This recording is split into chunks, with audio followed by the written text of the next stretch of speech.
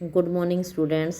बेटा मैं डॉक्टर बबीता यादव आज आपको बीए पार्ट फर्स्ट का जो राजस्थान का भूगोल है उसमें बेटा मैं डेजर्टिफिकेशन समझाने जा रही हूँ आपको, मरुस्थलीकरण। और इसमें मैं आज आपको कराऊंगी कि थार के मरुस्थल का निर्माण किस प्रकार हुआ है, इसके जियोलॉजिकल स्ट्रक्चर क्या है, इसके बारे में बेटा मैं आज आपको बताना चाह रही हूँ कि थार का डेजर्ट उसका निर्माण कैसे हुआ है। तो बेटा सबसे पहले तो मरुस्थलीकरण एक प्रोसेस है जो शुष्क फिर अर्धशुष्क और अर्ध आर्द्र क्षेत्रों में जलवायु के परिवर्तन के कारण होता है, और ये परिवर्तन मानवीय क्रियाओं से या जलवायु परिवर्तन के द्वारा भी हो सकता है। जो ये मरुस्थलीकरण या डेजर्टिफिकेशन है ये अतिचारण से होता है। अतिचारण मतलब ओवरग्रेजिंग, या बहुत ज़्यादा वनों का शोषण हो गया हो, या बहुत ज़्यादा जैसे जल का मैनेजमेंट न कर पाए हों, तो इससे होता है।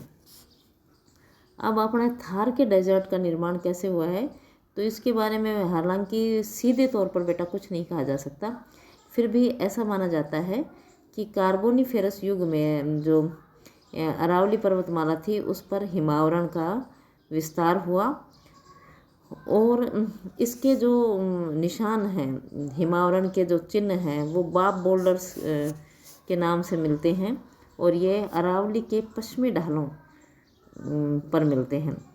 पश्चिमी ढाल हैं उस पर बाप बोल्डर्स मिलते हैं।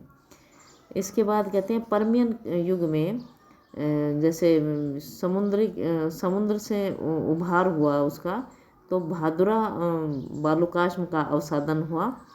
भादुरा जो रेंज है उस पर डिपोजिशन हुआ, और इससे क्या हुआ कि राजस्थान में समस्त स्थलीय भूआकृतियों का निर्माण परमियन काल की समाप्ति तक पूर्ण हो चुका था। अर्थात जो न्यू युग है परमियन युग, उसमें अब आता है मेसोजोइक काल में जो युग हैं ट्रियासिक, जुरैसिक।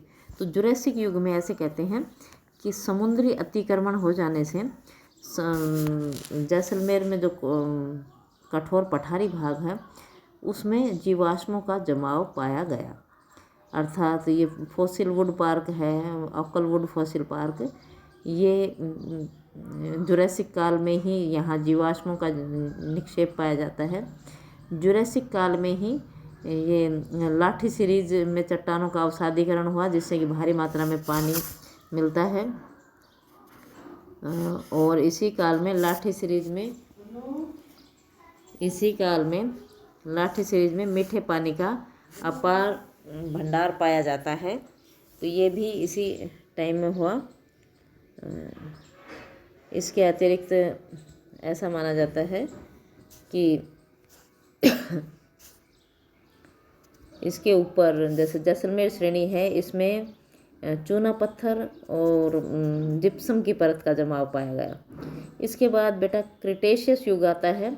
इस क्रिटेशियस युग में ज्वालामुखी उद्गार हुआ, और उससे क्रिटेशियस युग में ही भारत, प्रायद्वीपीय भारत है, इसके पश्चिमी तट पर एक गहरी खाई का निर्माण हुआ। इस खाई का उत्तरी भाग टेथी सागर तक विस्तृत था। तो इसी कारण से समुद्री जल का विस्तार राजस्थान तक हो गया।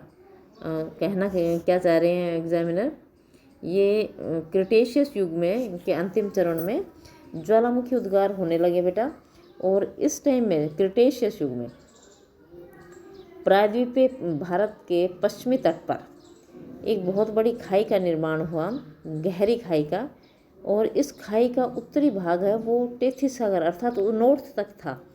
इसी से क्या हुआ कि समुद्री जल था वो राजस्थान तक आ गया। इस प्रकार टर्शियरी युग में सैलों का जमाव पश्चिमी राजस्थान में नागौर, बीकानेर, गंगानगर, हनुमानगढ़ में हुआ। तो हिमालय का निर्माण ऐसा माना जाता है कि 53 मिलियन वर्ष से 20 मिलियन वर्ष तक 3 चरणों में हुआ है, और इसी से मानसून प्रणाली में स्थायित्व प्राप्त किया है मानसून सिस्टम ने। और इसी उथल पुथल की प्रक्रिया से क्या हुआ कि अपवाह तंत्र में परिवर्तन हुए। इसी परिवर्तन के कारण राजस्थान का के क्षेत्र का जो खाड़ी का निर्माण है, हिमालय का निर्माण, इससे मानसूनी जलवायु की प्रणाली का विकास आदि कारणों से राजस्थान में जो वर्तमान स्थलाकृतियाँ हैं उनका आविर्भाव हुआ। तो नंबर 1 देखिए क्रिटेशियस युग। ये क्रिटेशियस युग है और इसमें समुद्री सीमा है। ये जो ये देखिए, ये देखो नंबर 1 पॉइंट देखें इसमें, और नंबर 1 इसमें देखिए क्रिटेशियस काल है ये, और ये समुद्री सीमा है, जैसलमेर तक दिखाई दे रहा है ये आपको। नंबर 1 समुद्री सीमा जैसलमेर तक ये विस्तार है, और ये ऐसे खाई मानी जाती है कि ये खाई थी कहीं, और जो टेथी सागर तक थी, और जिससे कि पश्चिमी राजस्थान में पानी का आविर्भाव हुआ। इसके बाद राजस्थान में कई नदी बेसिनों का पूर्व अपवाह तंत्र अर्थात सरस्वती, हाकरा, घग्गर इससे संबंध समाप्त हो गया, और हिमालय की जो नवीन जो सिस्टम था उसके कारण राजस्थान में कई धसाव और उभार उत्पन्न हुए, जिससे तत्कालीन व्याप्त समुद्र का संकुचन हुआ। संकुचन मतलब सिकुड़ना, और समुद्र के सिकुड़ जाने से मौसमी तंत्र में परिवर्तन हुआ, अपवाह तंत्र में परिवर्तन हुआ, और अरावली में मानसून हवाओं के समानांतर होने से राजस्थान के पश्चिमी भागों में मरुस्थलीय परिस्थितियों का आविर्भाव हुआ। अब आता है कि क्वाटरनरी महाकल्प में, यानी कि 1.5 से 1 मिलियन वर्ष पूर्व, वर्तमान में मतलब बिल्कुल रिसेंट टाइम जो माना जाता है उसमें वर्तमान तक राजस्थान का अधिकांश भाग का निर्माण हुआ। अधिकांश लीनियामेंट और भ्रंशों के सहारे राजस्थान के अपवाह तंत्र का निर्माण हुआ। इन्हीं परिस्थितियों के कारण यहाँ पर बालुका स्तूपों का निर्माण, आंतरिक अपवाह तंत्र का निर्माण आदि जो मरुस्थलीय स्थलाकृतियाँ हैं उनका आविर्भाव हुआ। अतः वर्तमान थार मरुस्थल का यह स्वरूप अस्तित्व में आया जो पश्चिमी राजस्थान में दिखाई देता है। यहाँ मरुस्थलीय भूआकारों को वर्तमान में सर्वाधिक क्रियाशील बाह्य कारक वायु है, कि सबसे ज़्यादा वायु के कारण यहाँ हुआ है। अब आता है राजस्थान में मरुस्थल तथा मरुस्थलीकरण का क्या मतलब है। भारत में उत्तर पश्चिमी भूभाग में थार का मरुस्थल है, और यहाँ ग्रेट पेलियो आर्कटिक अफ्रीका मरुस्थल का पूर्वी भाग है। ये वाला ग्रेट पेलियो आर्कटिक जो उत्तरी अफ्रीका से आरंभ होकर फिलिस्तीन, अरब, ईरान और पाकिस्तान होता हुआ भारत में पंजाब, हरियाणा, राजस्थान तक फैला हुआ है। ये 650 किलोमीटर लंबाई और 160 किलोमीटर चौड़ा है। इसका 62% भाग है ये राजस्थान में ही है। राजस्थान में ये मरुस्थल जो मिलता है, राजस्थान में ये मरुस्थल अरावली पर्वत श्रृंखला के पश्चिम में स्थित है, और ये